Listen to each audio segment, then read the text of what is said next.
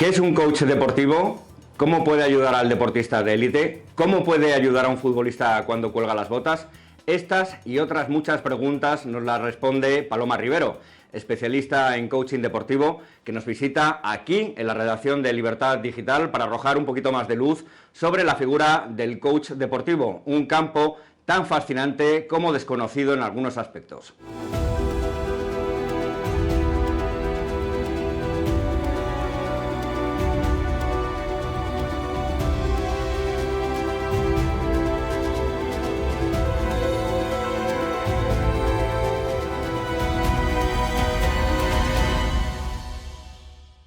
La figura del coach no llamada así, quizás hemos adaptado mal la palabra porque estamos acostumbrados a adoptar muchos anglicismos, pero ya esto existía hace más de 2000 años con la filosofía, la mayéutica socrática, llevando a cabo una serie de preguntas para hacer a la persona que te está escuchando reflexionar. Y todo esto se hace sin juicio, sin guía, no se inducen a las respuestas, es la persona que participa en el proceso de coaching quien llega a sus propias respuestas y encuentra sus propios recursos, con lo cual podría decir que es una vía, un proceso para que el deportista en este caso aprenda a pensar de manera correcta. En definitiva, la figura del coach lo que hace es poner a la persona que lleva a cabo el proceso, al cliente, en un rol protagonista. Piensas, te conoces, tomas buenas decisiones y eso te impide estar en el rol de víctima, que es el peor lugar donde nos podemos colocar. Partamos de la base de que en el mundo deportivo no se cuestiona nunca de que hay ciertas áreas que hay que trabajar. La técnica, la táctica, lo físico, pero lo mental ha quedado siempre un poco de lado, ¿no? Parecía que aparecía solamente la figura del profesional de la salud mental cuando el deportista estaba en un momento de crisis.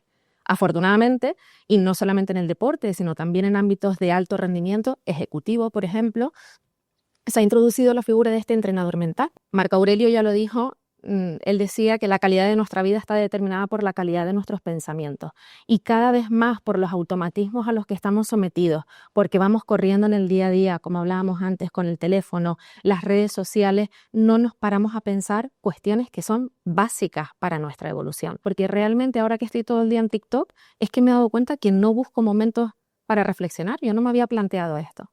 Pues esa tontería que sale en una conversación es lo que a él le va a dar la posibilidad de pensar en cuestiones que son importantes para su carrera. Que sepas dónde quieres llegar y que en función de dónde quieres llegar y de la huella que quieres dejar, que es algo que no nos preguntamos nunca y yo creo que es una cuestión fundamental para cualquier ser humano, no solamente para un deportista. ¿Qué queremos hacer en nuestra vida? Porque en algún momento no vamos a estar aquí. Yo me definiría como una mujer muy curiosa, que no le tiene miedo a la reinvención, al revés, me he enfrentado muchas veces a ella. Creo que la reinvención en cualquier ámbito de nuestra vida, pero especialmente en el profesional, nos enriquece muchísimo, es lo que nos da valor, quiénes somos, no solamente lo que hacemos, sino quiénes somos. Y sí, estudié Derecho, tuve una larga carrera profesional en consultoría y casi de casualidad, como todos los grandes cambios, casi siempre, llegué al mundo del fútbol. Cuando llegué a trabajar con la cantera de River, viviendo en Argentina, me di cuenta que la curva de crecimiento que tiene un deportista cuando empieza a trabajar en estas cuestiones emocionales y mentales es mucho más amplia, diría, al menos por mi experiencia, que la que puede experimentar una persona que está en el mundo de la empresa.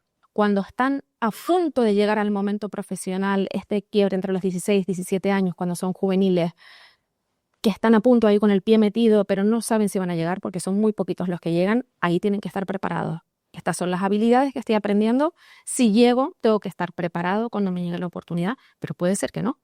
Y voy a tener que saber reconvertirme. Es que su valor no está puesto en la pelota, su valor está mucho más allá de eso. Luego una de sus habilidades es que juegan a la pelota y los que tienen la suerte de llegar a esto, pues pueden desarrollar su vida profesional en los campos, que es una experiencia pues única. Cuando están en activo, durante esa etapa profesional, pues porque están trabajando tengamos en cuenta que lo que nosotros hacemos en nuestra vida profesional durante 45 años, un deportista lo vive en 15, un jugador de fútbol. Están sometidos a una presión brutal y lo que ellos tienen que hacer es lo que dice su propio título profesional, jugar al fútbol. Eso requiere que tengas una cabeza que sepa gestionar los pensamientos intrusivos que se vienen en momentos de alta presión, con lo cual les ayudo a esto, a que se conozcan, a que se descubran, a que sepan quiénes son en el campo, cuál es la diferencia que marcan. En ese momento ellos son adolescentes, en 15, 16, tienen emociones propias de un adolescente, pero están viviendo como un profesional. Entonces, en ese instante lo que tienen que aprender, primero a entender, aceptar que es posible que no lleguen, porque de hecho es probable que no lleguen. Y una vez que van a llegar, se van a meter en un túnel que te arrastras, que va todo muy deprisa. Y es muy difícil que un niño de 15 años pueda entender esto. Yo creo que todos los futbolistas extraordinarios tienen algo de inconsciencia. Y Lamine Yamal tiene, creo que esta personalidad que tiene, que es arrolladora, tiene un poco de esto, ¿no? De inconsciencia también propia de la edad. Creo que también que los jugadores de fútbol deben tener un poco de inconsciencia, porque si ellos fueran conscientes de la capacidad de influencia que tienen sobre las personas que les estamos mirando, sería muy difícil gestionar eso. Pero hablamos muy poco de la gestión del éxito. Y Lamine Yamal, como tantos otros que han estado en su situación, se está enfrentando a eso.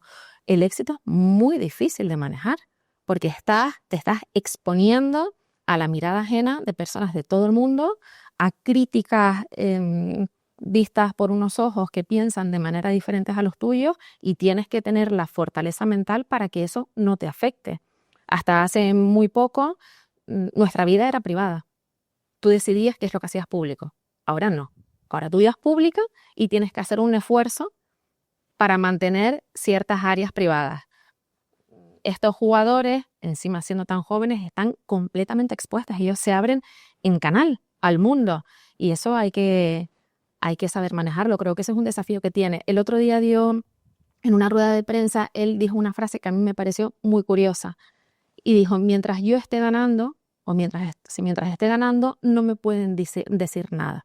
Pero esto de identificarse con el resultado es una línea un poco peligrosa, porque te estás identificando con lo que haces, no con lo que eres. Yo creo que le vendría muy bien una persona que le acompañara a reflexionar. Desconozco si la tiene, seguramente el club le habrá facilitado a alguien que le pueda ayudar a trabajar en el aspecto mental, pero está claro que él lo ha pasado muy mal. Esas provocaciones que tiene de manera totalmente innecesaria, sabiendo que el resultado le va a jugar en contra. Que no es algo que le vaya a beneficiar, esas decisiones que él toma en el campo con esta actitud. Sin embargo, lo siguió haciendo. Quizás este momento de limitación de la exposición que está teniendo en los últimos meses hasta le viene bien para un periodo de reflexión, para repensar qué es lo que está haciendo. Pero lo que está claro aquí es que cuando nos enfrentamos a una situación de esta manera, es el jugador el que tiene que querer cambiar y buscar una persona que le ayude. Mbappé, a mí me parece, ya que saca su ejemplo, una persona muy reflexiva, por lo menos así lo parece de la comunicación y de las palabras que utiliza para comunicarse, hasta de su postura corporal. Pero bueno, él se está enfrentando también a una situación compleja, porque viene del PSG, donde no ganaban nada cuando él era la figura, y ahora llega al Madrid y el PSG está ganando todo cuando él se ha ido. Y parecía que era la catástrofe para ellos que se fuera, ¿no? Eso a cualquier ser humano le mueve algo por dentro. Cuanto más arriba estás, tienes que lidiar con muchas envidias, tienes que lidiar con muchos intereses que no son siempre del todo nobles, y los jugadores tienen que tener la fortaleza mental y la inteligencia para saber decidir por sí mismos. A mí hay un jugador que me encanta del Atlético de Madrid, que es Rodrigo de Paul, que cuando, aparte de cómo juega, cuando habla como buen argentino, lo hace conectando mucho con la emoción y con el cuestionamiento interno. Y en una entrevista con Valdano hace un tiempo, que es otro jugador al que admiro muchísimo, otro profesional al que admiro muchísimo, De Paul decía, es que a nosotros nos tratan como productos. Claro, somos un producto, nos exprimen durante nuestra carrera deportiva, en realidad lo que tienes que conseguir es un resultado, y después, ¿qué? ¿En qué ayuda a los deportistas? Justamente a que ellos puedan indagar en qué otros talentos tienen, que son muchos más que jugar con la pelota. Ellos tienen una serie de capacidades, de habilidades que no suelen indagar en ellas, y esto tiene mucho que ver además con el momento de la retirada. 6 de cada 10 se arruinan y 7 de cada 10 se divorcian en los 5 años siguientes a que cuelgan las botas. A mí es que esto no me parece casual. Esto quiere decir que no están pensando de manera correcta, porque si tú aprendes a pensar de manera correcta, estos resultados no casan con un buen enfoque y un buen criterio para tomar decisiones. Yo creo que el momento de la retirada del jugador de fútbol es un momento durísimo, porque debe ser una especie de duelo, lo mismo que le pasa a un ejecutivo cuando se retira después de 45 años trabajando, con la diferencia de que un ejecutivo lo puede hacer con 80 años y un jugador de fútbol con 35 ya es un veterano. Y ellos no son lo que hacen, son a pesar de lo que hacen. Si ellos supieran identificar cuáles son todas esas habilidades que el fútbol les ha dado durante su carrera profesional, podrían ser grandísimos profesionales en cualquier área, porque tú piensas que un jugador de fútbol es un experto en cohesión grupal, en trabajo bajo presión, en disciplina, en compromiso, en trabajo en equipo. Son habilidades que se buscan en cualquier empresa, mucho más a que tenga 3 carreras universitarias. Mitchell en el Girona creo que tiene muchas habilidades para hacer coaching. Guardiola es otro que habla mucho de la importancia de desarrollar el aspecto mental, pero yo creo siempre que tener una figura externa suma, porque el entrenador es el entrenador, ese es su papel. Otra cosa es que él tenga las habilidades que las necesita para gestionar personas. Ancelotti, que lo has mencionado, siempre dice que los jugadores son personas que juegan al fútbol. No son jugadores de fútbol que después son personas. Es que no es así el orden. Que un jugador tenga a una persona fuera del equipo, como tiene un fisioterapeuta, un preparador físico aparte, una persona que le ayude a trabajar su aspecto mental, su ámbito de crecimiento, a que identifique cosas y que pueda expresarse de maneras que quizás en el equipo no lo puedes hacer. Tú fíjate que en esos deportes nadie cuestiona que tú tienes que tener una persona que te ayude mentalmente. O es un psicólogo o es un coach, es alguien, pero siempre está presente desde el inicio de las carreras.